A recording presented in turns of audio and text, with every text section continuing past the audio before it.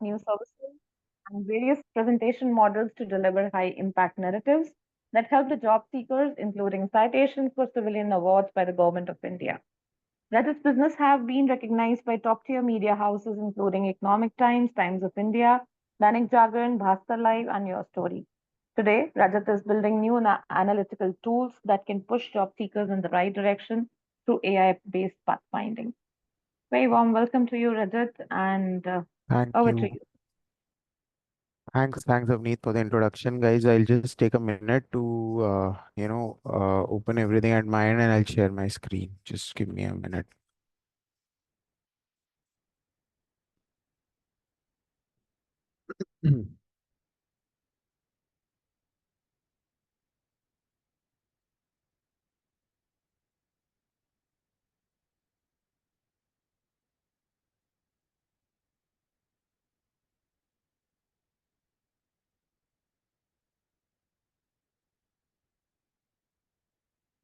All right, cool. So I'm just sharing my screen now.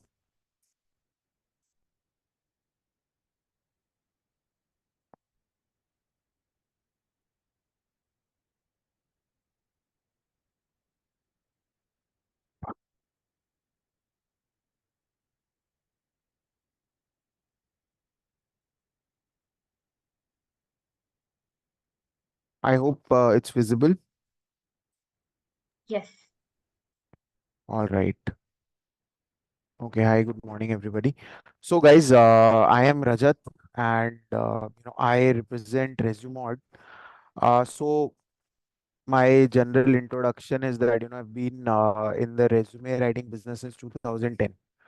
All right, so one of the primary reasons why you guys can listen to me is because of this extensive experience, almost 15 years now.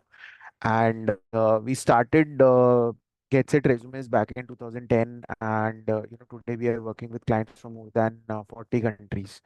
So at Get Set, what we do is we write career documents. So anything related to your career, your resumes, your presentations, award citations, uh, LinkedIn profiles, biographies. You want to apply abroad, you want some immigration documents, so anything that you can think of. And we mostly deal with senior customers, 14, 15 years of average experience. So obviously going beyond the VPCXO level as well. So, GetSet is primarily, what I've been doing. The last 3, 4 years I've spent in building Resume. Resume we started in 2019, then we briefly, it got interrupted because of COVID. Then we restarted in 2021. And Resume, what we've tried to do is whatever we have learned at GetSet, we've tried to automate it at Resume, and we are trying to build it into a more powerful, job seeking engine where you get all kinds of AI benefits. So you can build your resume within seconds. You can find interview preparation questions. You can search for jobs. You can find suggestions for upskilling. So everything is what we are trying. So I'll be introducing resume as well. So this particular session is important because we are going to talk about how you should be making a resume, and more importantly, what all you should do to get a job. Okay, so resume is just a means to finding a job, and I don't want to like this session is not going to limit itself by discussing only the resume part. We're also going to talk about how you can get a break after this career break, and what exactly are employers doing. This session, like if you feel so, I'll be going at my own pace.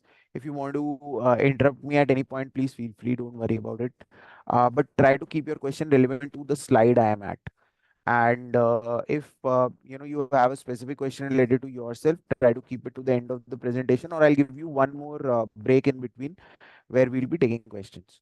So, right. And if you feel the pace is fast or you want me to slow down, please again feel free to let me know. So we'll get started, guys. And this is generally the quote that I use before we get into this presentation.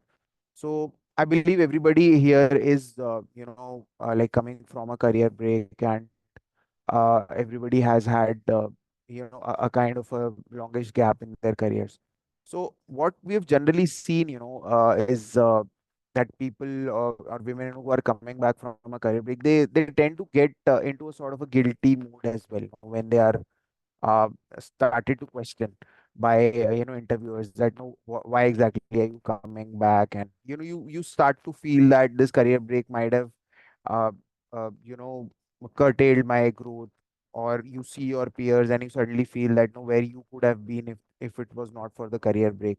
So this might not be true for everybody, but we have seen this happen with a lot of people, where they suddenly lose confidence when they start approaching jobs afresh, and that lack of confidence is visible, in the interviews, in the resumes, in the discussions that you have with HRs, and suddenly, you're all full of guilt that no, I'm not that confident. It is up to you to select me, and yes, I don't have an answer for the career break, or that career break was not my choice.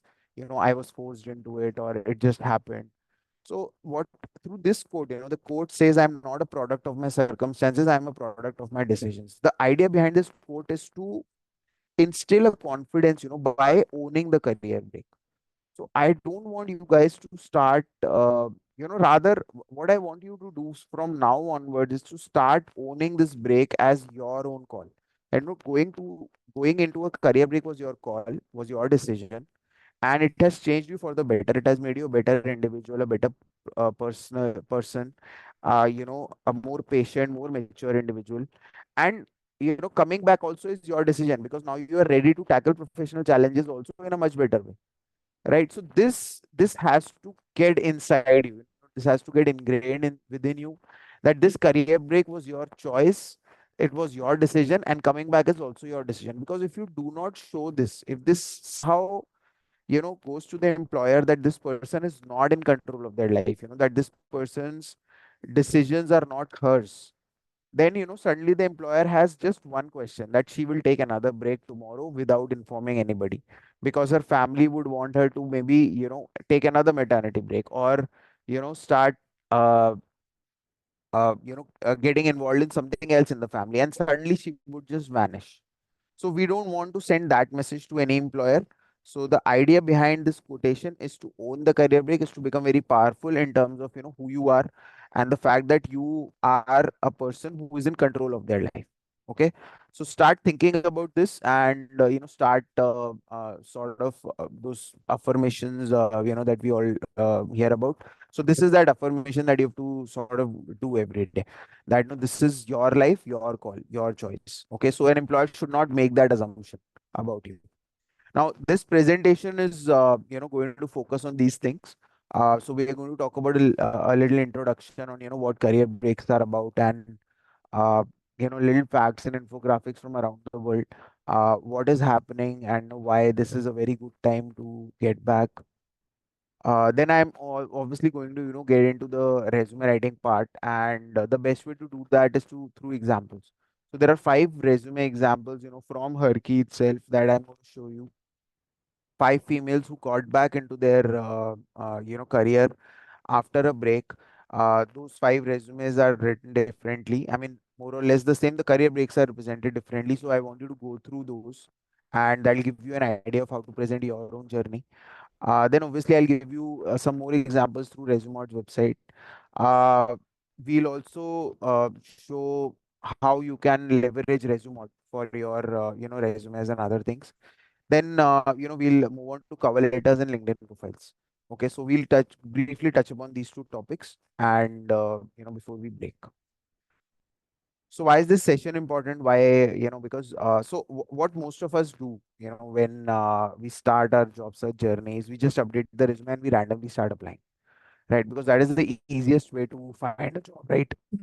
So you update your resume and you apply to 1,000 jobs, and some arrow will hit. Somebody is going to hire you, and it generally happens. One person definitely will get hired, but the problem is that we fail to realize. Yes, Asta, I'll be taking questions. Like I said, let's just keep the questions relevant to the slide for now. And personal questions, we'll be taking later on. So, yeah. So, see, the one thing that everybody fails to understand is that your resume is not, a tool for selection. Your resume is essentially a tool for rejection. Okay, because why would employers ask for resumes? Employers ask for resumes because when they apply, when they post a particular application or a job post, they expect hundreds of people and a lot of irrelevant people to apply, right? And they cannot call everybody for interview. So essentially, what employers do is they filter out we only are left with maybe 5% of the candidates who we essentially then take to the next round. Okay, and this continues at every stage. The idea of selecting the right candidate is essentially based on rejection of the bad apples. Okay, rejection of candidates who we feel are not good enough. All right. So essentially, your resume is a tool that is going to get you rejected more often than getting you selected. Secondly, this rejection is these days not happening through a manual process at all. This rejection is essentially happening through an ATS.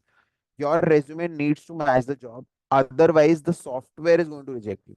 Now software does not have any sentiment. Software is only going to find out whether this resume matches the job. Yes, no, no, rejected.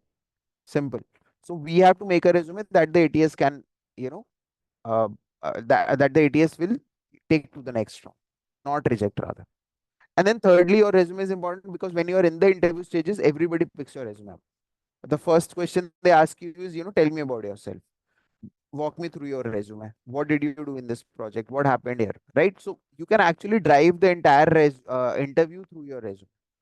So this session essentially is going to tell you how to build a resume that can that you can use to navigate through this entire job search, through this entire interview process.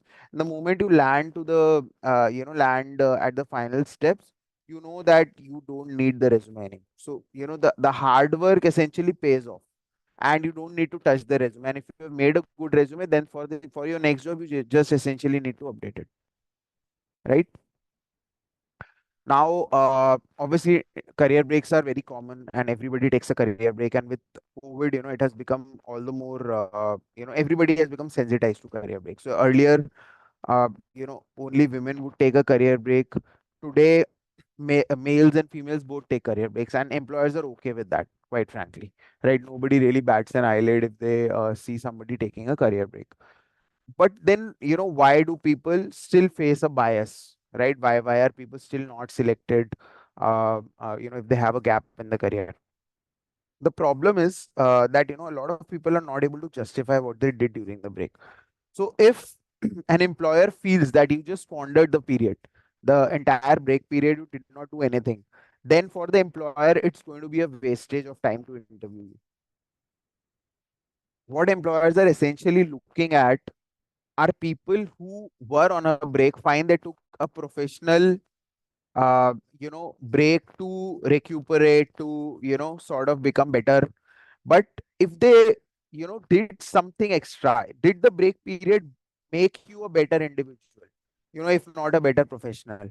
If you can justify that, then for the employer you are a person worth interviewing. If you can justify on the other hand that okay, I did take a break but I did upskill myself as well, I did something that made me a better professional. So like I said, if you can somehow show that you became better during the break period, either at a professional level or at a personal level, for the employer that is good enough. Okay, on the contrary, if your break period is full of only personal commitments and you essentially did not do anything to become better than your previous version, then the employer is not going to take you to the next round. Okay, so this is what our job is. We need to make sure that somehow in the resume this thing comes out. Okay, now, I'm not going to read through all these facts. The only thing that I want to tell you is, this sixth point: almost 48% women in India drop out of the workforce before they reach the middle of their careers. That means that 48% see, and this is a very bad figure because in India, I mean, India is a growing economy, one of the top economies in Asia. I mean, in fact, right after China, and still, our the female contribution in the workforce is lowest. Even the Asian average is 29% and Indian average is 48%. 48% women are going out. But the good thing is that, this 48%, this is an opportunity for you guys. Now, when 48% females are dropping out of the workforce, that means 48% seats are being, vacant. They are being kept vacant. And somebody needs to fill those seats up. Okay. So this is where the opportunity lies. If you can just show through your resume, through your interview, that you're the right person for the job, the employer has all the reason to select you. Now, this, a couple of charts which will just make my point clear.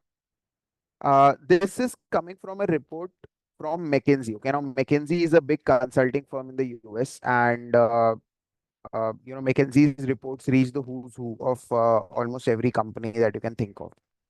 So this comes from, and McKinsey publishes this report, Women in the Workplace, every year. Okay, so this essentially covers, what is happening at the females level, what are companies doing in their DNI initiatives, and what are females doing to upskill themselves right across the world, and majorly in the US and Western Europe. So this report essentially, the chart that I'm showing is from 2022, and it shows the representation of male versus females at the start of the corporate ladder versus, at every level up till the C-suite level. And as you can see at the start, it is almost similar, of 52 versus 48% split. But as you move up the career ladder, it drops down to 26% in favor of females versus 74% males. Now, this looks abysmal. However, just below this chart is the same chart from 2016. And what that chart shows us is that in 6 years, what US has done is, they've increased their female participation at the senior most level by 10%, which is a huge jump, right? 10% at the C-suite level, which means that at the levels below that, the jump has even been higher, you know, at the VP level, at the senior manager level. What this actually shows you is that in the US, corporates are making a good effort to bring more females into the mainstream, more females into the workforce, and even more females at the senior decision making level. All right. This is another report, same report from 2021, Women in the Workplace by McKinsey itself. Okay, and this report compares female managers versus male managers. Female managers graph is the blue one, and as you can see, the female managers graph is, topping the male managers graph in, a lot of parameters. Actually, there were, I think, about 12 or 15 parameters, and in most, females were rated higher. So this just shows that, females are better managers, they are better decision makers, and companies are making an effort to make the female population, or rather, get more females into the workforce. Now, what this does is, what exactly happens when, such kind of reports and such kind of surveys reach the decision makers. This is something, what you see on your screen is, jobs which are only open for women on a career break. Okay, special jobs only open for women who've been on a career break, and companies which are running restart programs like S&P Global running a restart program. Okay. There is Accenture which runs a very popular career reboot program. There is Citibank which runs a program like this. Indian companies like HCL and Tech Mahindra, they are coming up with programs like this. What has happened is that, in the last few years, especially after COVID, and this result is from 2023.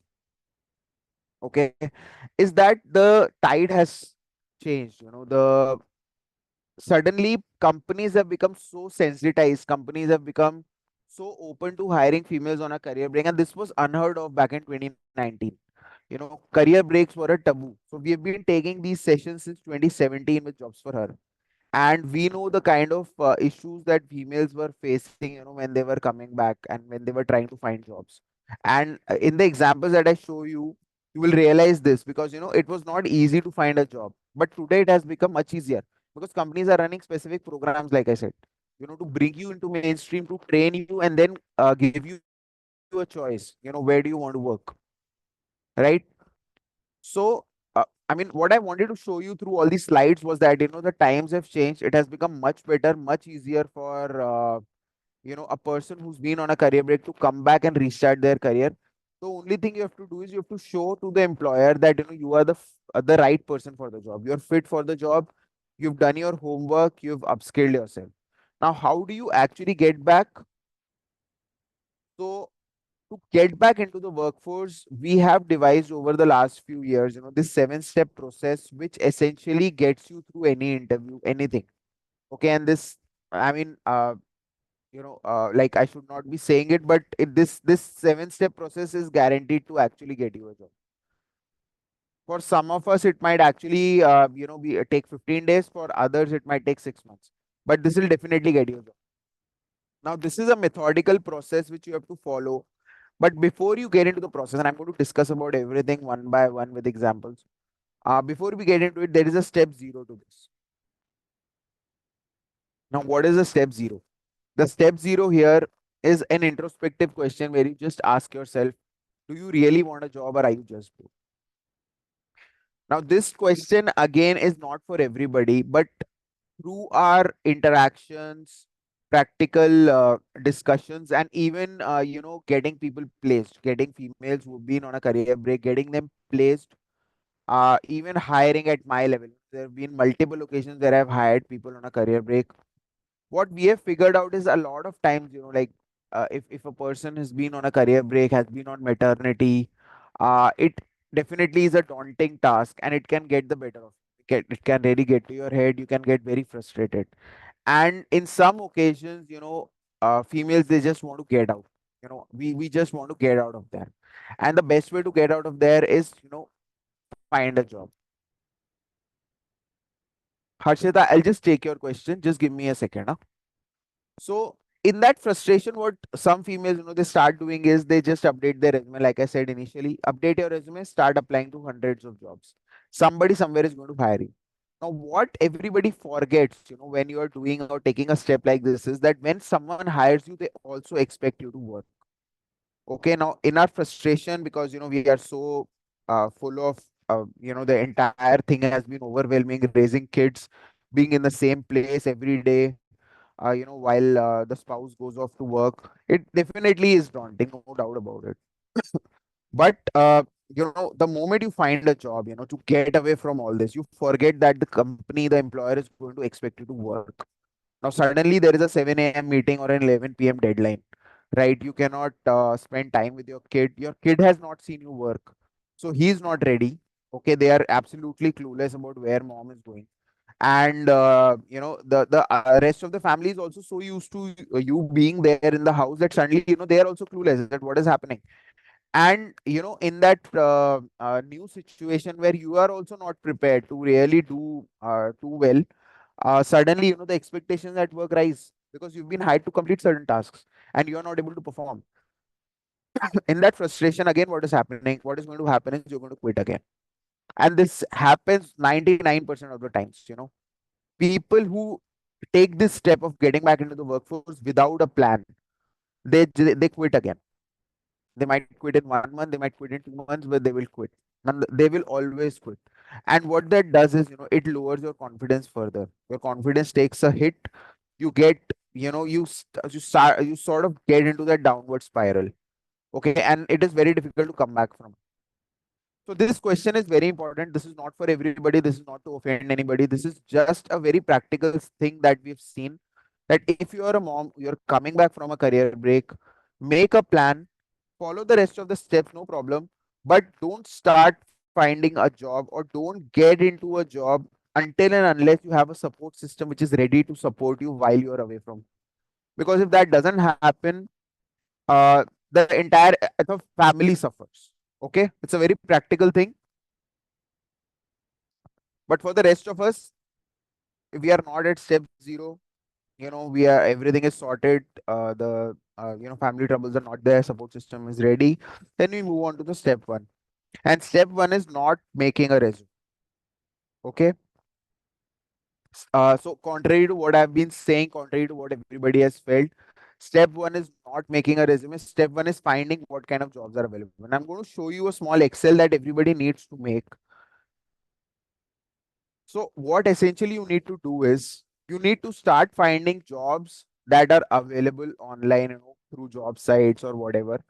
And you need to start bifurcating them into your kind of skill set. Okay. So you have to break down your skill set into two parts, or maybe three parts, or maybe one part. So one is your core skill set. The second is your secondary skill set.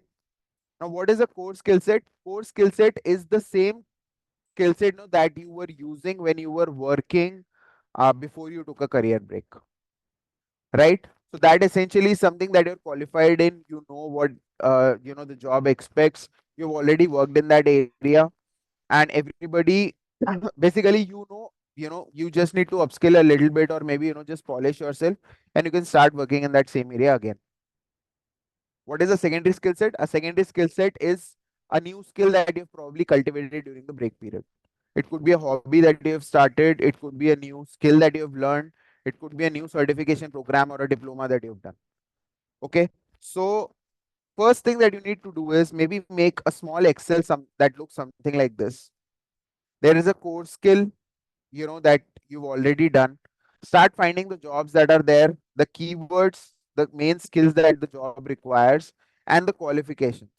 Now what this qualification table tells you is what is the new skill that you still need to learn to get back into the same job. So if let's say you were into software testing and there is a new certification that has come up which all employers are expecting you to have, then suddenly you need to get that certification before you start finding jobs in this area, right? So it is good to take another 2 months break or 3 months break and get another certification under your belt before you start applying, rather than applying now, getting a job, and then finding out that there is no growth until you have that certification, right? Similarly, for your secondary skill set, find out what jobs are available, the keywords that these jobs are expecting, and the qualifications and certifications that this job requires. Okay, if you have another skill set, then maybe add to that. The next step is making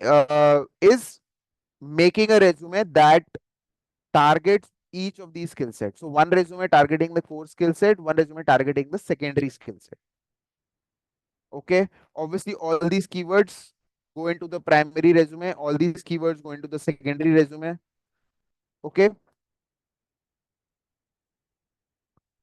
once your resume is ready, then we make a cover letter, a cover note for each of these documents. Okay, so one cover note for your core skill set, one cover note for the secondary skill set. Now what a cover note is, I'll be getting to it later. So if you can avoid, try asking question about cover letters, but I'll be talking about cover letters later. Okay. After your cover letter is ready, then we start broadcasting your resume. So it is actually in step 4 that we start sending your resume to multiple recruiters. We start sending your resume along. So cover letter basically is not an attachment. Cover letter is the message of the body. So through the cover letter, we start broadcasting your resume.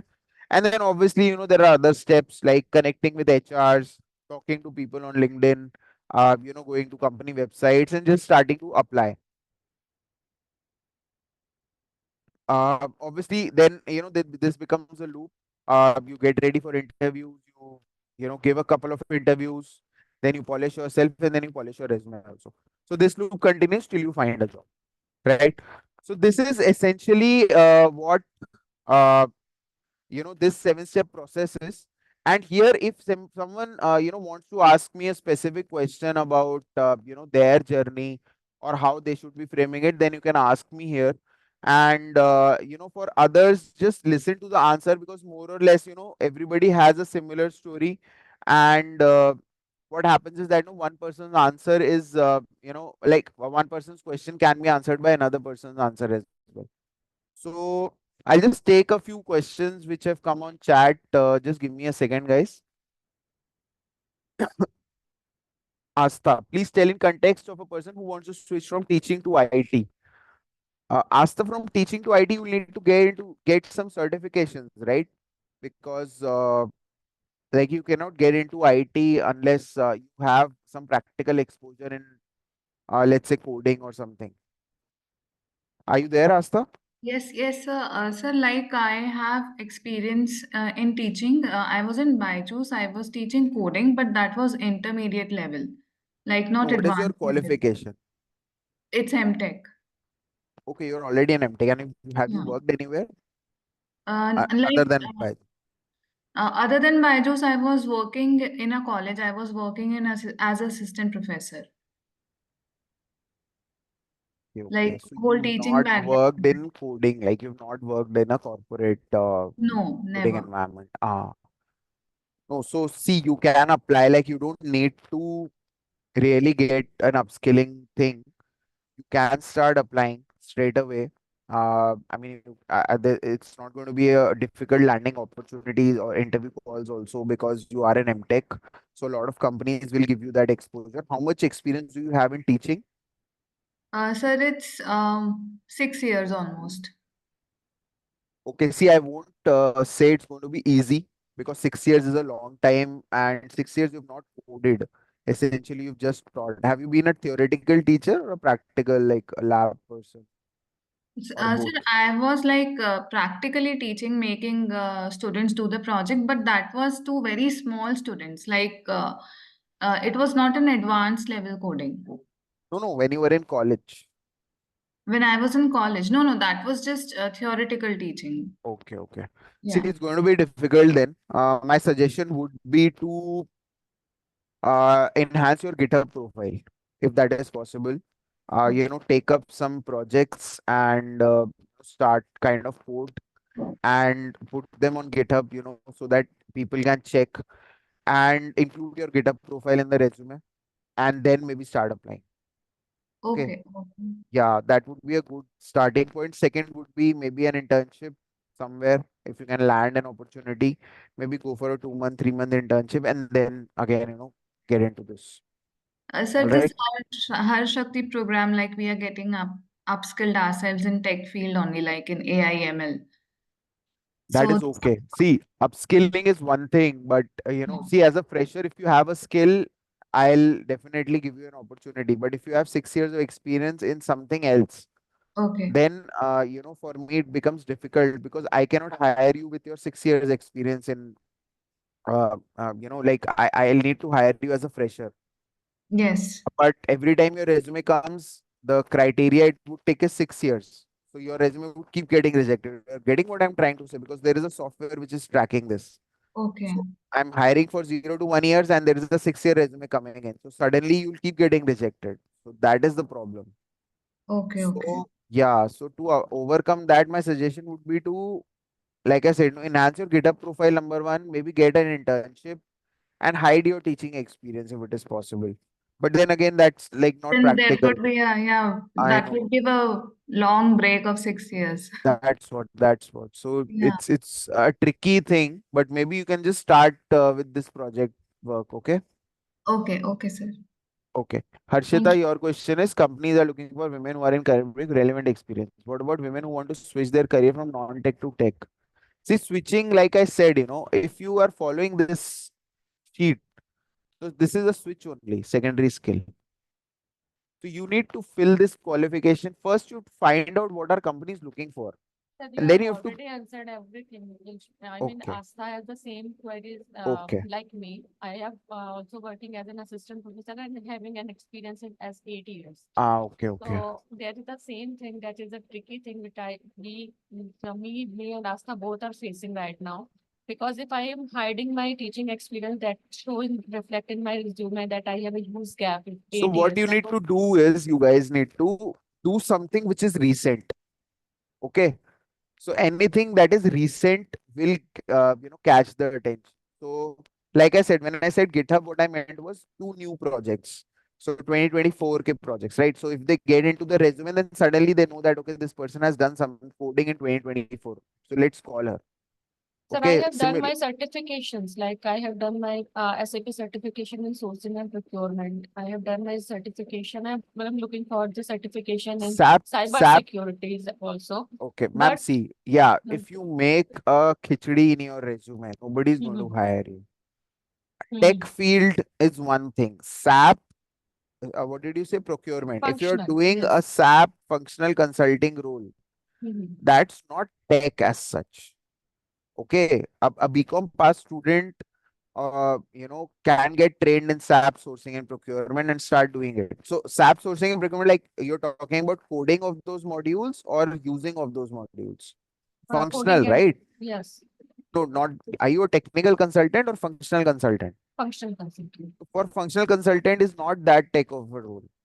Technical consultant still is because you might have to code. But functional consulting does not mean that it is a tech role. Like it's not a pure tech role at all. And then you are saying cyber security. Cyber security is different. SAP sourcing procurement is different. Teaching is different. Make one resume for one job. One resume, one job. Okay, SAP, your SAP resume should be different from your cyber security resume. If you add both of them, I'm not going to hire you for either. Mhm. Okay. Okay. Okay, Videhi has a question. I've taken break due to family dependencies, wanted a break personally. Fine. I'm single. Okay. When recruiters, it was maternity, in what way can I frame it like it's a break I wanted for myself, for my parents? Can you help me? How I can convey? Okay, that's a good question, Vidai. How long was your break? If you can, if you are here, are you available, Vidai? Okay, either way, see, like I said initially, employers have become sensitized, but for that level of maturity, you need to reach the interview stages. Before that, you're going to deal with recruiters who are, small time recruiters or maybe at the junior level. So they might not understand everything. So to be honest, at the initial level, you can clearly tell them like that there's no harm in it, that you took a break, or you can just tell them that there was some kind of illness. I don't know what is the break period for me to really frame an answer, but to get to the interview stages, you can actually just maybe cook up a story as well if required. Uh, It's but I generally feel that your answer should not. Change, like if you have taken a break for yourself, for your mental health, or for your parents sake, I think that's a good enough explanation. Quite frankly, if somebody is rejecting you because of this, then it's better that you stay away from that company, right? Because then tomorrow again this issue will come. So best is to focus on the next job rather than changing your answer, quite frankly. Okay. Shubha, how should I build my resume if I'm changing domains? Automotive to RPA. Okay, again, see, automotive was your core skill. RPA is your secondary skill. You have to build a resume for your secondary skill now. So, first of all, you need to have a certification which is Hello, recent. Rajat. Yeah, yeah. Who's there? Hello, To all the while that you were talking to me, could you Shubha. please repeat? Sorry. Hello. Yeah, Shubha, please tell me. Hello. Shubha, I I think there's lost you a all the while network that issue. you were talking to me. I was traveling. Just re- Shubha, I think you are in a bad network zone. Can you hear me now? Yeah, I can hear you. Please tell me. Yeah, sorry. I was traveling and I lost you all the while that you were talking to me. Could you please repeat? Yeah, Shubha, see, you need to, I mean, RPA is your secondary skill set. So, first of all, you try to find out what jobs are available, what skills they are asking, and what qualifications they are looking for. Okay. So, first step is to, if you want to change your domain, is to obviously update your skill set, update your resume with the correct qualifications. Right. The second step then is building your resume. So, like, which stage are you at? Everybody's typing, nobody's asking question. Which stage are you at? Shubha, it's going to be a little difficult taking this question up. I think you come to a better network area, okay? Aarti, I'll take your question. I want to restart after the break. Provided I have complete certification, what should I do so I can had? Sorry, ma'am, I didn't get this question. If you have Hi. completed the certification, Yeah. then you can just start applying. You will get hired. Okay. So I just wanted to update you about my new skill that is the cloud computing. Hmm. And what Yeah. was So the I old have skill set? it's cloud computing. So I am a certified AWS cloud practitioner. It's a basic foundation level certification. Okay, and what is your overall experience? 5 plus years, Rajat. Okay. But in this field, you're going to start as a fresher. Yes. Yes. And you are okay with that, right? Starting as a Yeah, fresher. yeah, I'm 100% okay with that. Um, so how what should I do? Like, I'm 100% okay to be hired as a fresher, but I'm also okay with the internship also. But I don't know why my resume is not getting shortlisted. Okay, no, I think maybe you're lacking somewhere in terms of the keywords, or maybe you have. Are you talking about your previous job also in this resume? The No, five Rajat. I years. because it was my break is 10 plus years, so I feel that I cannot anymore go into the my older skill related job. Okay, okay. So I wanted to make a career in the cloud computing path as a cloud support engineer.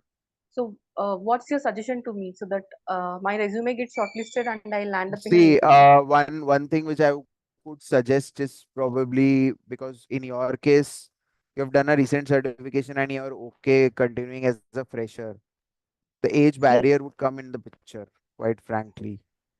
Uh, Sorry. like Yeah, the I missed that. age factor would come in the picture. See, you like you're not a 20-year-old today, right? So that is going to have some kind of bearing. And essentially, you should either like if you want to apply as a fresher, then hide the dates in the resume. Okay. Okay, if you hide the dates, then nobody knows how much experience or what is your age. Then at least you get a shot at the interview. Okay, the second thing is only apply to jobs which have career break as a criteria and mention everything. Okay. Because I actually I understood the mismatch. If I mention as AWS and experience as 5 plus years, so they consider that I have 5 years experience in AWS. Yeah, that's definitely wrong, and that is going to be a problem always. Like that's what I'm trying to tell you, that try both the options. One is hide the dates and only talk about your AWS experience, BTech, AWS. That's it. I mean, whatever your degree was, and Okay. start applying as a fresher. See what opportunities you get. And the second option is Yeah. to apply only for career break jobs. Okay. Okay. Okay. But yeah, as most of us mentioned, career break, after career break, they are looking only for people who have experience in that particular domain. They're not ready to Yeah, yeah. restart So as a career fresher. shifting, career break plus career shifting So is how not do I? a very easy thing. These are the only two options you have, Arti.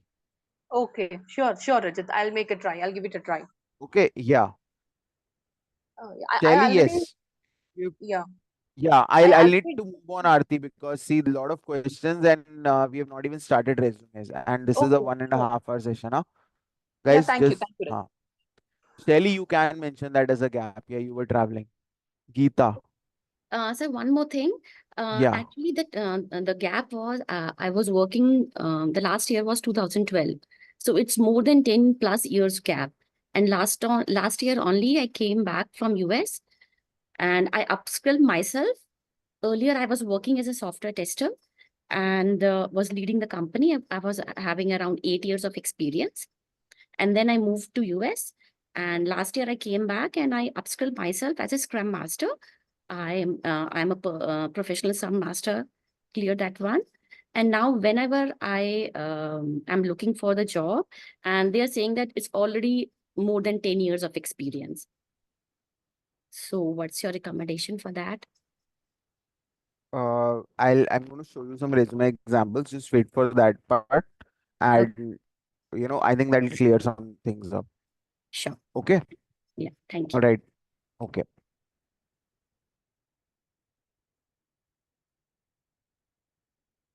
Okay, Geeta, you've asked.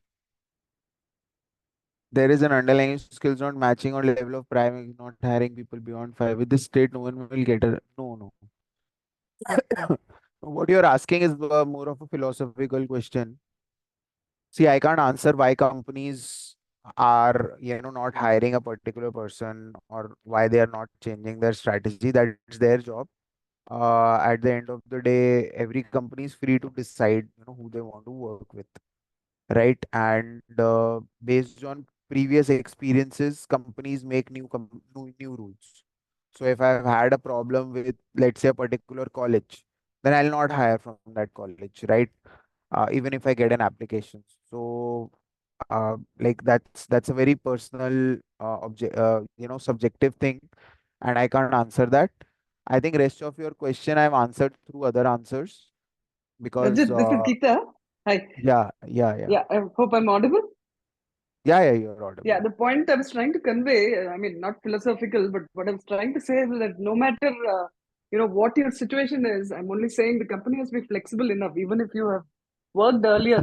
For example, in my case, I have 16 years of experience, of which 5 years is in software development, and about Uh-huh. 11 years I have done with business operations for IT on a PMO and the Okay. metrics governance function. So last Yeah. stint before the maternity break was 4 years at Accenture. Now after that, when I go back to Accenture, now they're coming up with reasons saying it's now we don't take people beyond 5 years because mine is a 9-year break now. And even if it's reskilling, for example, there are internships, but then they're saying skills not matching again, even if It's it's an internship. essentially, So I everywhere know. there's a See, bottleneck. this is frustrating. It's frustrating, and I mean, in your shoes, I can definitely understand that, they are probably not being honest also. But see, Yeah, and see, you're willing don't. to put your best foot forward. Asking for only I an know, I know. opportunity without pay is also fine. But if that doesn't No, happen, that's what. See, you know, remember, this is exactly why companies are hiring females on a career break. Because, you just want a foot in the door and you're willing to take a salary cut also. So there is no other motivation. Otherwise, they have talent. A company like Accenture can hire talent from anywhere. Why really correct. hire a woman on a career break? Yeah, So and it's see, not that they like, don't know you. Having worked, they already know your profile, see, your track record. companies. Yeah, Geeta, see what happens in these cases is, like I said, companies might have had a bad experience with somebody in the recent times. Maybe they changed their policy. You cannot really comment on that, and nobody can say anything because it's their job. uh, there are two things which you need to do. Is one, you have to stop connecting with the company and start connecting with the people. Okay, so people bend the rules, companies will not do it. Okay, company is a process. So you can connect with your previous bosses, okay, whoever your previous managers or peers were, who have probably moved on to higher positions. Connect with them instead of the company, because Okay. even if they are outside Accenture, they might be able to help you. Second is, move on from Accenture, move on to other companies, because it looks like you've had a very good career so far. So I think there would be companies who would be very willing to give you another shot. So if not Accenture, then someone else, right? All right. Thank you, Rajat. I'll Yeah, try again. yeah. Payaswini, I need to discuss regarding my skills and change your domain. Payaswini, see, whatever discussion you have, we'll take it on this forum only. Otherwise, you'll be getting my LinkedIn address. You guys can connect with me on LinkedIn, and if you want to like have a one-on-one, then we can have it on LinkedIn. Shubha, yeah, are you there, Shubha? Let me take Neha's answer, Neha's question. 11 years experience in Java. Guys, after this, I'll move on to the resume examples. 11 years experience in Java, 4 years break. I get calls after hearing gap, they don't call back. Yeah. See, ma'am, in software development, there is no dearth of talent. And in software development, companies are looking for people who can just keep coding throughout the day. Okay, people who have a baggage, a family to support, a kid, or whatever, they will. I mean, HRs or companies are not hiring people with career breaks. So software development is a field like that. So, I mean, unless of course you are at a project management level. So with 11 years experience in Java, my question is, were you an individual contributor or were you into project management?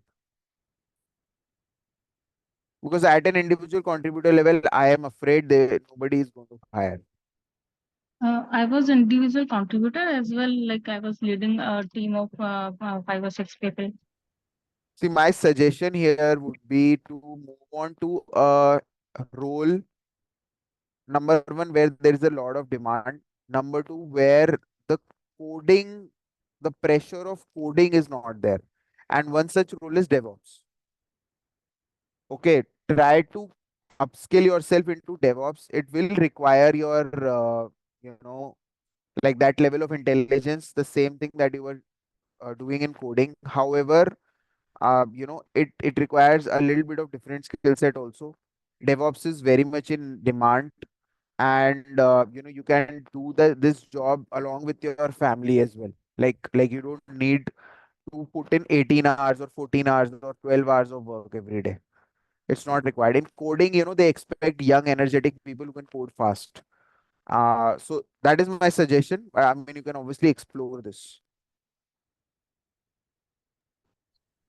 Thank you. Okay, guys, I'll move on now. So how do you write a resume, right? So this is how a resume structure should look like. Okay, now I forget about the formatting and everything. When I am giving you an example, just focus on the flow of content. Okay. So here, what has happened is that there is so in this particular format, what you see is that the resume starts with a name. Below the name is a small title. Now, the title is essentially a 5 to 6 word phrase which quickly introduces you to anybody. So, uh, for example, Google certified digital marketing specialist or Google certified PPC specialist. Okay, something like that, or software testing professional. Simple. Okay, so anything that introduces you becomes your title. You can also write your ex company name. So, project PMP certified project management professional, uh, ex Accenture, ex Microsoft, something like that. Okay, so that also works as a good title. Immediately introduces you and catches the attention. Then your contact details, your phone, email, your location, and your LinkedIn profile. This is followed by a small summary. The summary, talks about who you are, what your skill sets are, and a little one-liner about your career break probably. Then comes your skill set. Okay, skill set is a word cloud, essentially a collection of keywords which a bot is going to pick up when it scans your resume. So this skill set should clearly match your target job. So if you're changing your career, then your target job, the new job that you're targeting, that is what this skill set should talk about. If you are going to the same core field, then again the same skill set. Don't mix the skill set. So if you are into cyber security and sourcing, then you don't mix that here. Okay, either keep the skill set focused on the sourcing resume or the cyber security resume, right? Then comes your employment history. Employment history is where you talk about all your jobs, starting from the most recent one till the oldest. So the most recent one in most cases will be a career break. So you talk about the career break first. Why are we talking about career break? Because career break is a break in your career. So it has to be shown here. If you don't show the career break, there is a gap. So we don't want to show a gap. Why do we not want to show a gap? Because a gap can mean anything. A gap can mean you were in jail. If I'm looking at your resume for the first time, I can assume anything. Maybe you poisoned your husband and you were arrested. So the first thing that I showed you today was that your resume is a tool for rejection. You will get rejected for any reason. For me to get to the final candidate, I need to reject as many people as possible. All right. So please make sure you don't leave the gap. Second, second thing is that always add your tenure for the break period. This is because if your resume gets scanned by a bot and the bot is reading, the dates, because the bots essentially always pick up the dates. So in that case, the bot will, scan the date and it will not pick it up as a gap. Okay. So that always, gives you an added advantage. So make sure that you, always add your career break here. The next section is your education, obviously, and of course your certification. Now, certifications, obviously, if they are recent, then you move them up in the order. Otherwise, you can keep them below the education. Now, I'm not going to go through these slides about how you should frame your bullet points and everything. I'll just straight away jump onto the resumes. So, by the way, this is a ebook that all of you would be getting. This talks about everything that I'm discussing here, and how you can write a good resume, all the sections, and then samples as well. Okay, it's a short ebook, 20 pages. You guys can go through this. So this is the first resume I want to show you. This is Prema Software Testing. So as you can see the name, just below the name, Software Testing Professional, which is the straightforward title. No, not very fancy. On the right side is the contact details, mobile, email, location. I think somebody has asked a question. Should I hide my teaching experience from resume? Harshita. No, that depends. If your teaching experience, sorry, I'm not getting the context if you asked the question earlier. So in your primary skill resume, you should not talk about your secondary skill set. Okay, essentially that is the rule of thumb. And in your secondary skill resume, you can talk about your primary skill set. Okay, the logic is that if in your primary skill set resume you show the employer that you are working on another skill set, then they will not hire you. But in your secondary skill resume, you can show that you were working on something else earlier. Okay, but again, this has to be taken in context.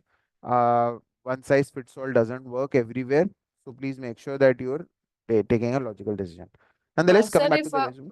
sir, Yeah, if Harshit. if I have a teaching experience as an 8 year, and now I am building my secondary skill in just I have joined this Hershakti program, and I want to learn about cyber security. So this cyber security will become my secondary skill. But when I use my primary skill, that was a teaching experience. So it automatically the Naukri.com or the Freshers World or any Naukri portal will show the significant, I mean, relevant job experience that would be 8 years. So they will ask about the lead in cybersecurity. They will ask about the project lead. This kind of experience skill set are getting shown in my the profile. So whether I should hide those teaching experience or I should go with the apply as an entry level job. See, either ways, when you apply for cybersecurity jobs after this certification, you will apply as an entry level person only because you do not have experience. And as far as Naukri is concerned, Naukri is not a very robust portal for candidates. It's a very good portal for employers, but for candidates, it's not one of the best portals. I mean, I know everybody has their resume on Naukri, can't help it, but my suggestion always is to have different Naukri profiles also. So one profile for one kind of jobs, the other profile for the other kind of jobs, and hide jobs wherever it is required. Like I said again, in the secondary skill set resume, you can have the primary job, okay, but not the other way around. So in your case, I don't think hiding is required, quite frankly. But then again, yeah, once your skill set is completed, then if you're hiding that job, then you have to hide all the years also, because they should not figure out your age.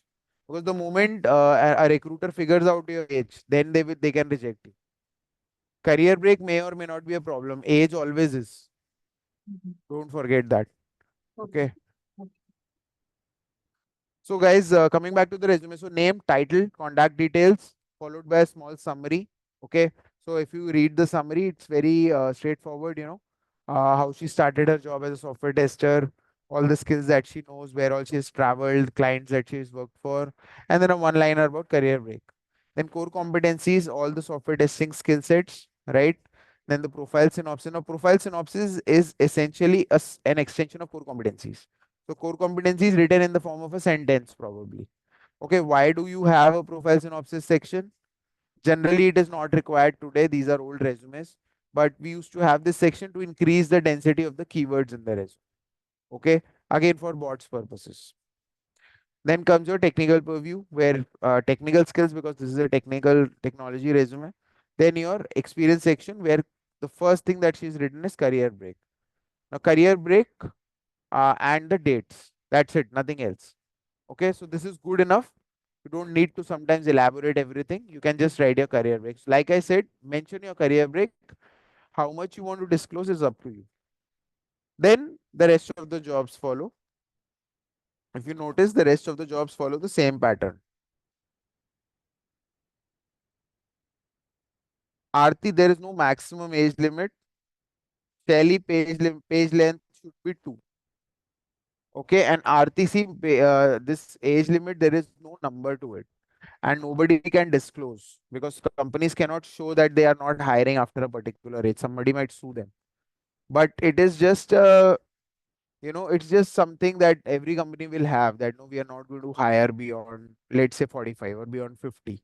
So it's really again a subjective thing. Okay. Now for rest of the jobs in the resume, they follow the same pattern. The designation, department, company, location, tenure. Designation, department, company, location, tenure. Designation, department, company, location, tenure. And then there are bullet points about your KRAs. Spearheaded, assisted, established. No, they begin with action verbs. What exactly were you doing in these jobs? And then the list of projects at the end. Now, these projects have not been elaborated here. However, in a technical resume, you can have a section for projects, but my suggestion is to keep this section on a separate page and attach it separately, basically an annexure document. So here also we have attached an annexure, at the bottom of the resume. Okay, Geeta. Okay, you want to zoom out? Yeah. So I've zoomed out. Yeah. So this is basically how the resume needs to be structured. And what I wanted to show. Okay, then after the experience section, there is an education section and then the certifications. Okay, these are all old certifications, so she's not mentioned it at the top. Then there is a section for personal snippets, which I do not recommend. Do not have personal details in your resume. For example, your father's name, your husband's name, your passport number, and I don't know, all marital status, your nationality, your religion. It is not required, guys. Okay, even don't write your entire house address. Your resume is not a private document, your resume is a public document. Remember this. Anybody can pay 10 rupees and download your resume from naukri.com. Okay, so and once your resume is downloaded, it goes from one system to another. Okay, so do not include a lot of personal information in the resume. Only include what is required. Phone number, email ID, location. So if you are staying in Kormangala, Bangalore, then just write that. Don't write your house number 5, street number this. Okay, just write your location. I'll move on to the next resume, guys. Rekha, similar pattern. Title at the top, then career snapshot, skill section, then profile synopsis and all that. Then the work experience, manager showroom, classic floorings, and key deliverables are matching the title of the resume. Human resource operations, customer relationship. Human resource operations, customer relationship. And then the rest of the jobs, similar in nature. But as you can see, there is no career break. So where is the career break? So career break is, here, classic floorings. So what she did was she had a career break during this period, but this classic floorings was a family business. So she hid her career break behind this. So by arranging all the paperwork, she showed that she was still employed in this business rather than showing it as a break. So this is another way of showing your career break is by hiding it altogether. Hiding it behind a fake employment. Okay, not ethical, but you can always do this. But provided you should have the paperwork and background checks ready. Okay.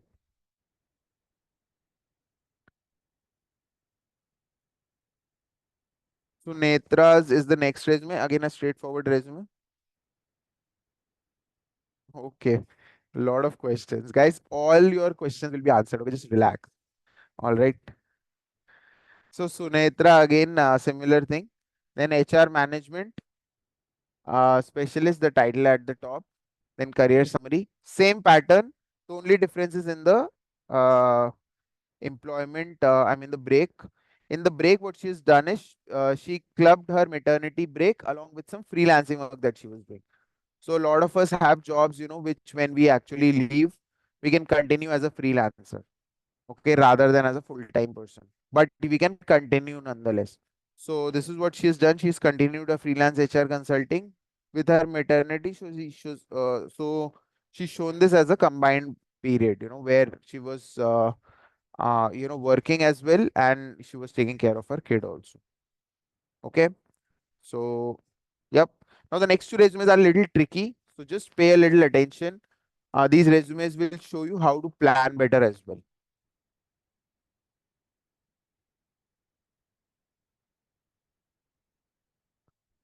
Okay, guys.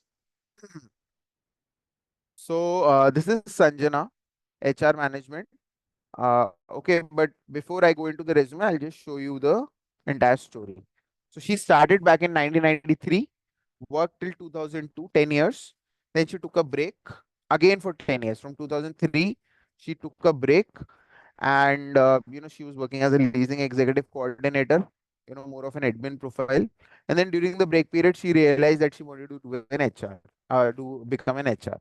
So 10 years after her break, that is 20 years after starting her job, okay, she decided to pursue an MBA. So she did an MBA from distance learning in 2014. Okay, this is 20 years after she started her job. Now, after she completed, during her MBA, she did an internship at GE Healthcare in Bangalore. Okay, I don't know how she landed that, but she did this nonetheless. So this internship obviously opened a little bit of an opportunity for her. Nonetheless, she completed her MBA, and then she started her own. She was not able, either she was not ready for a job or she did not find openings immediately. So she started doing her freelancing work as a content writer, and she started some voluntary positions with jobs for her and with some NGOs. Okay, so this continued for a couple of years, and then she started, when she was completely ready for diving into the world of HR. She started an AP course from IIM Calcutta. So this is the second time she started an upskilling when she was really serious. After her EP course, she landed an opportunity. So this resume was done then. So when her EP course was in progress. And as you can see, the entire resume is focused on HR management. So HR management, career snapshot, profile synopsis talks about HR management, and then obviously the entire bullet points and everything is focused on HR. So this resume essentially tells you the, like how much you can benefit if you plan well. And it can take a little bit of time. All right. So even after her MBA, she did not immediately land an opportunity. She took some time, she did another upskilling, and then she landed a job. Okay. The next resume is even trickier. This has multiple breaks, a career domain change, and moving from India to US to back to India. So just see how we have done this, and probably it might answer a few more questions. The entire Sai Lakshmi, the question that you've asked is, what is the role of ATS? So when I say bot scanning the resume, bot is an ATS only. General rule of ATS is to read the resume and fill in particular fields in a form. That's it. That is just what the ATS does. Okay. ATS's primary responsibility is to track the applicant's status in the life cycle, okay, of hiring. So for example, where the candidate is. Has the candidate been shortlisted? Is he interviewed? Which stage of interview is in? Has he joined? Okay, is he in the company? Is he resigning? So this entire thing is applicant tracking system. Okay. Now the first step is hiring in this. So in hiring, what happens is ATSs generally are given a set of resumes that you want to shortlist. So ATS's job is to read the resume and then parse it. By parsing, what I mean is fill in particular fields. I'll show you how an ATS works when I give you Resume's demo in 5 minutes from now. So let's focus on this resume for now, guys. So this person was working as an HR and good company. So she has all the qualifications for an HR, BCA, MBA in HR, then PGD, PM, IR. Okay. Then she started as an HR executive, IT recruiter, then took a career break, then moved on to US with her husband, then took another career break, then came back to India and joined Volvo Group. In between, she did a small job of 15 months with Microsoft as a BA. Now, when she approached us, this was in 2018, I guess. That is when she wanted a resume for a BA role because she wanted to move into the BA functional area. So what we did here was we separated a resume into two parts. One was a relevant relevant experience, and the other is an other professional experience. In the other experience, we put all her HR related jobs and her career breaks together. Okay, because the resume had to focus on BA. So this part was taken care of. But now what do we do of BA? Because she had only one job, that too was not the most recent one. That was somewhere in the middle of her career. So here she did a very smart thing.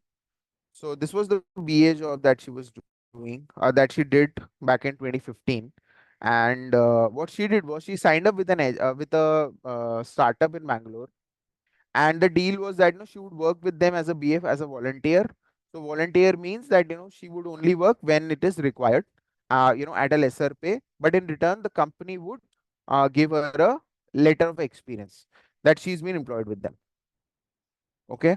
So this is what she did, and essentially her resume then had a project experience with this startup in BA capacity, that too the most recent project. Okay, so this is when we we did this, and then the rest of the resume obviously follows the BA BA job. So the skill set, the summary, the profile synopsis, everything is directed towards a BA profile. Okay, so this is again another example of how you can mold your experience from one area to another, provided you have something to show. And then obviously she had a BA experience to show. Okay, so that experience worked in her favor. In your case, if you do not have an experience, then a valid certification and a few internships should do the trick. Okay, there was one question about photo. Photo, I'll come to photos in some time. Cover letter also, I'll come in some time. Geeta resumes, I'm sorry, I will not be able to share. Okay, these are actual resumes of people, so it'll be very difficult. But I've shown you the resumes. I think you guys can do a fair job. And I think Geeta, you are at a level I don't think you need that much of a help also. This is one small thing which I want to talk about, guys, is quantification of bullets. Okay, quantification of bullets means adding some metrics to your resume. Okay, so instead of writing a sentence like developed an online marketing platform to improve organic search results, write developed a platform that produced top three search results and yielded a 48% increase in traffic or something like that, something measurable. If you can show this in your resume, then essentially what happens is that the employer knows that you contributed in a capacity that helped the company rather than in a very passive way. Okay, so always have some quantification metrics ready in your resume.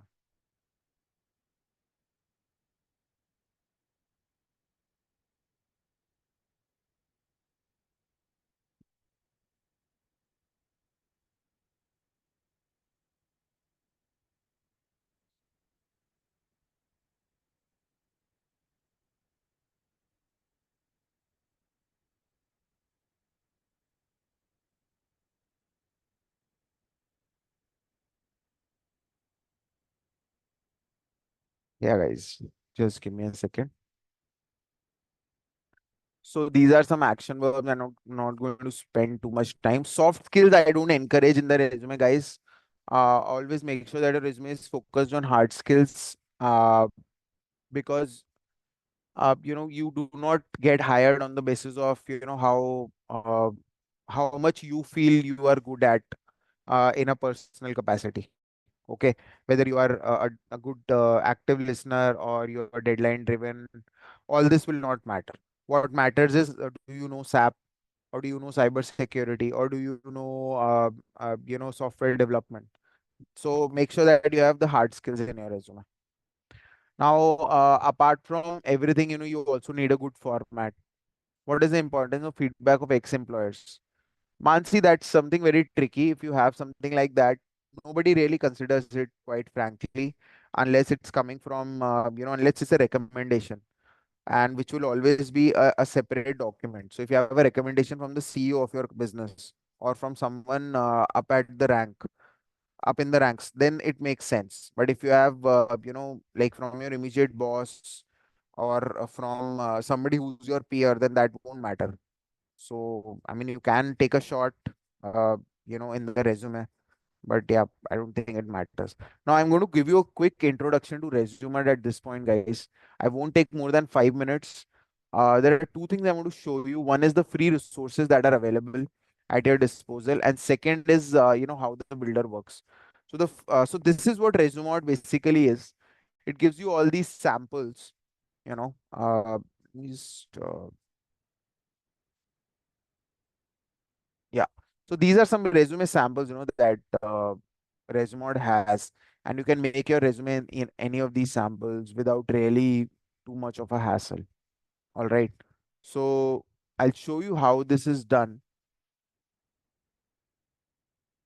This is our sample resumes page where you can actually get sample resumes for more than 500, 600 odd profiles. It's just never ending. What we've done here is we've curated these sample resumes on the basis of functional areas. Okay. So on all these functional areas are on the left. So engineering, event management, finance, graphics, legal, mobile software development, app development, software development, sales, supply chain, everything. Just click on this and you'll find all kinds of resumes. So just clicked on finance,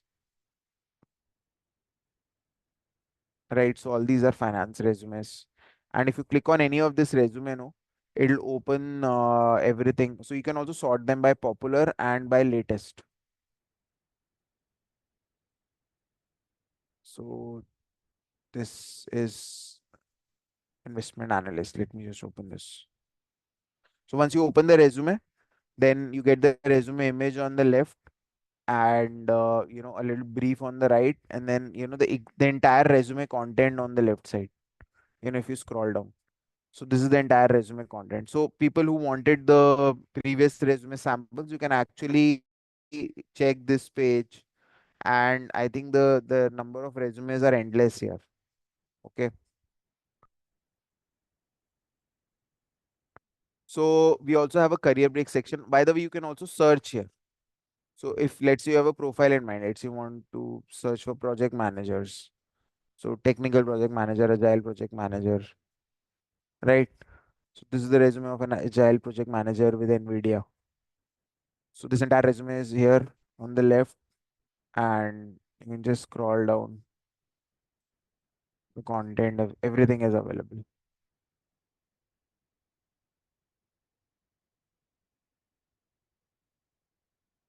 Right. Then we also have career break, and here is where I want to show you one sample resume.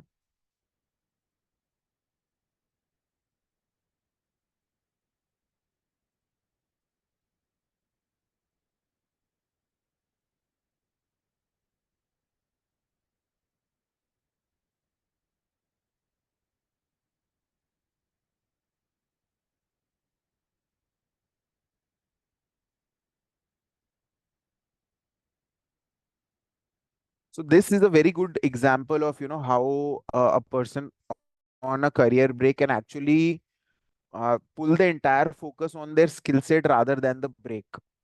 So Sonali Gupta, we've changed the name. Sonali Gupta, like she used to work as a SAP BI consultant before she took a break. But during the break period, after a few years, she started her upskilling. So she did a graduate certificate course in SAP online. Then she also increased her module knowledge through some small courses. Okay. I think online only. So SAP course and business analyst competency development program. So what has happened is that she's the entire resume is focused on SAP a lot. So even though there is a section on career break right at the top, the focus is not on career break. Focus is on module knowledge courses that she's done. And maternity break has a small two lines here. So the focus is on SAP SCM consultant, SAP professional, graduate certificate in SAP. The education, the core competencies, everything is on SAP. Career break section also is full of SAP. Okay, and then obviously the employment history. So what I wanted to show you, through this resume is that if you can focus, bring your focus on the skill set rather than the fact that you've been on a break and somebody owes you something. Nobody does. Focus on what you are bringing to the table for the employer, and the employer will be more than happy to hire you. If you are frustrated or tired of talking to junior recruiters, if you're really like you've had it, the junior recruiters are not understanding what you are made of, and you feel that, okay, no, I need somebody to, a senior person to talk to, then start approaching people on LinkedIn, start talking to them directly, send them your resume directly. Okay. So this resume I wanted to show you. You guys are free to check this link out. Another good link is our blog link, where we talk about a lot of things. I mean, we have a search bar here. You can just search for any damn blog that you want. Like, for example, there's a blog on computer skills. What all skills you should be adding if you're a techie or if you're not a techie. Okay, then we have ebooks here. So one ebook I showed you. There is another ebook on freshers. There's another ebook on what is career break. Then there's another ebook on product managers. Then we have quantification, writing a winning summary. Then we've started this new section, how to become a career counselor, how to become a project manager. So this is also something that we're doing, right? So you guys can go through this, a lot of stuff here. Then the third thing that I want to show you is the builder itself. How does our builder work? Now here, it's better that I show you a practical thing. Oh, uh, okay. So I'll quickly just show you how this builder works. We don't have much time right now. So this is a resume that is already there. By the way, if I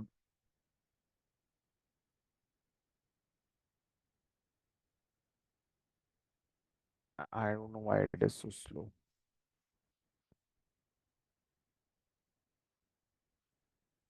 So you can build your resume through three ways. One is from scratch, through this builder. Second is by uploading your present resume, and third is by including your LinkedIn profile URL. That's it. Just add your LinkedIn profile URL and it will pull all the details from your LinkedIn. So on the left you see is a builder, is the form where all the information is pulled in from your existing resume, and on the right is whatever you've written on the left, it appears on the right. Okay, in the format of your choice. So here we have already built this resume. All the skill sets are appearing like this, right? If you want to rewrite, so we have AI here. If let's say you're not sure about what you should write in your professional summary, then what you can do is you can just add a job title here that you're looking for. Go to our AI assistant, add your job title here, and it'll give you all the bullet points for your respective job titles. And if you want a new summary, let's say I delete this, and I want a new summary for talent acquisition. So I'll just add these bullet points and a completely brand new summary I can just form. Now let's say I have these bullet points, I want them to rewrite.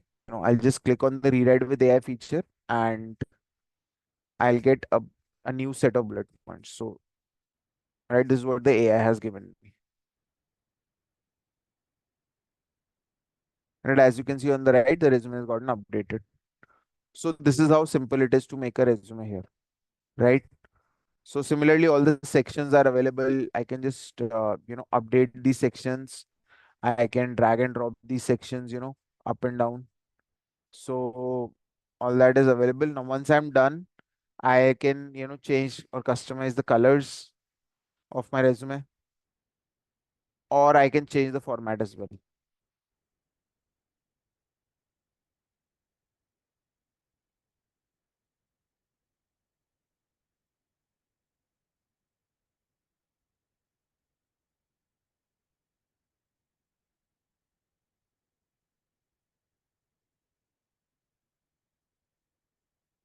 Right? I can also change the text spacing and the fonts and everything.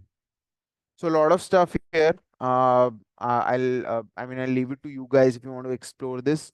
AI, everything is free. Okay, by the way, I forgot to show you one more thing. We also have an option to, generate interview questions for your profile. And there is a job match feature which is going to come very soon, where you can actually match your resume to a particular job and get a score. How good your resume is for that job. Then you can also build a personal website. So in just 5 clicks, you can build a personal website that looks something like this, a small mini website.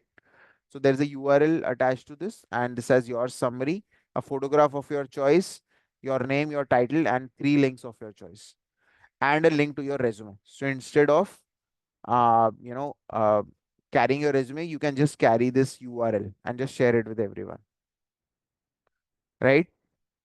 So I'll move back to the presentation now, and I have, do's and don'ts. So do's I've already covered. Don'ts, I'll just take. So photograph. So it is not necessary to paste a photograph, guys, in your resume. Photographs are generally required for front-facing roles, for roles where, let's say, cabin crew or hospitality front desk professionals. Okay, this is where you need to be presentable and always in touch with the client. So there, a photograph might just get you the job, but in other cases, a photograph is not required. Don't go beyond 2 pages, guys, in the resume. 2 pages is the maximum limit. Uh, Maybe 3 pages with an added annexure, maybe, but not more than 2 pages. I mean, I would not recommend. 1 page is also okay.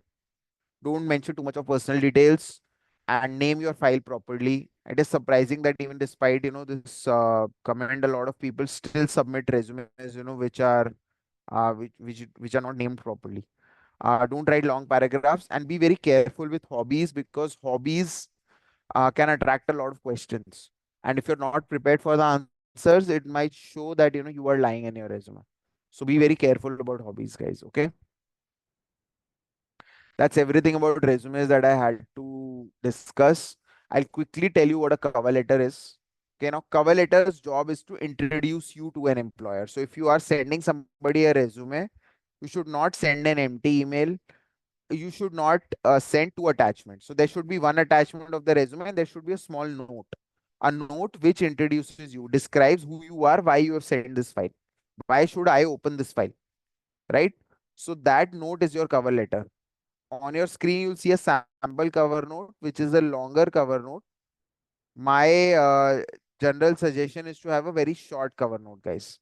Okay, small cover note, which quickly, talks about uh, who you are, why you have applied. That's it, and just the fact that there is a resume attached, and the person can go through it. Coming to LinkedIn, LinkedIn is very popular. You should always be on LinkedIn. All of you should be on LinkedIn. First of all, LinkedIn has a career break feature where, if somebody is applying or rather posting jobs for women on a career break, your profile automatically gets shortlisted. Second, your LinkedIn profile is almost a replica of the resume, except for two, three things. One, a photograph is mandatory, like mandatory in the sense you should always have a photograph. Second, the career break details. So on LinkedIn, you should always fill in your career break details. And third, it gives you more space to write content because there is no page limit. So you can write a longer summary, you can write a longer headline also. But please do not write bullet points. Okay. On LinkedIn, you should always write paragraphs of information.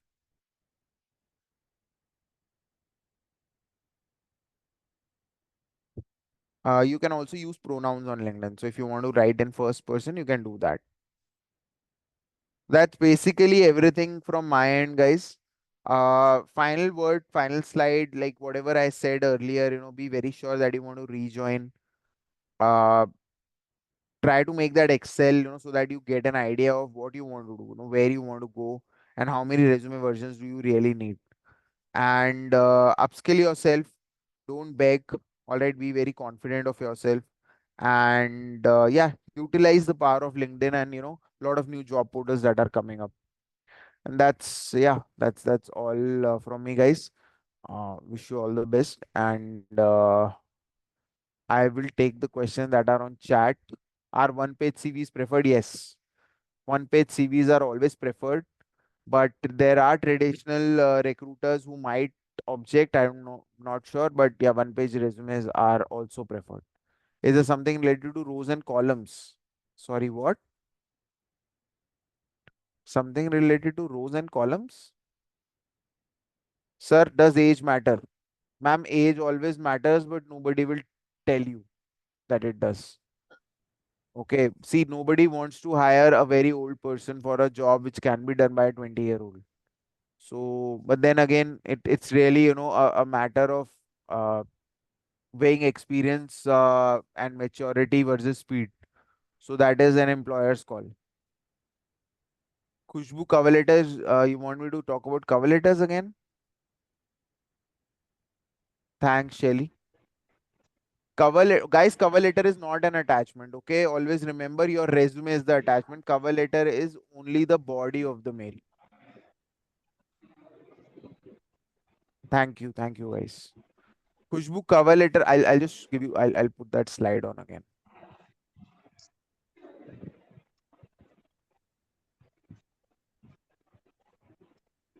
Right. Thanks, Arti. Thanks, Kavita. Hello. Yes. Yeah, hello. Yes. Yeah, my question was, is there any particular format that is acceptable by ATS, like having rows is acceptable or your resume column wise is acceptable? Okay. Okay, I got your point. Okay. See, single column resumes are more preferred because they're easy to read. Multiple column resumes, where a format is like this, they are difficult to read. However, at Resume we have an ATS, and like I said, you can upload your existing resume also. Actually, this plan I have to ask my team to upgrade, so our own internal plan has run out. So otherwise, I would have shown you. But when you log in, it will give you an option to upload your existing resume. So any format you upload it in. In fact, our parser can also read images. So if you have an image of your resume, that also can be read. So my point is that preference is row wise, but column resumes can also be read. It really depends on how advanced the parser is. Okay, thank you. Thank you so much. Okay. All right. Thanks, Usha, Asta, Geeta, Mansi. Thank you so much, guys. So do make a good resume and just try Resmod also. And if it is possible for you guys, so please to write us a review on this page. It'll just help us get some traction. Yeah, Kavita, we do. Uh, so you can get in touch with us. You can get in touch with me on LinkedIn for that.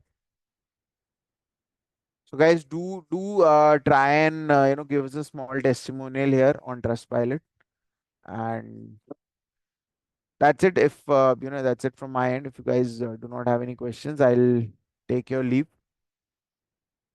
Wish you all the best, guys.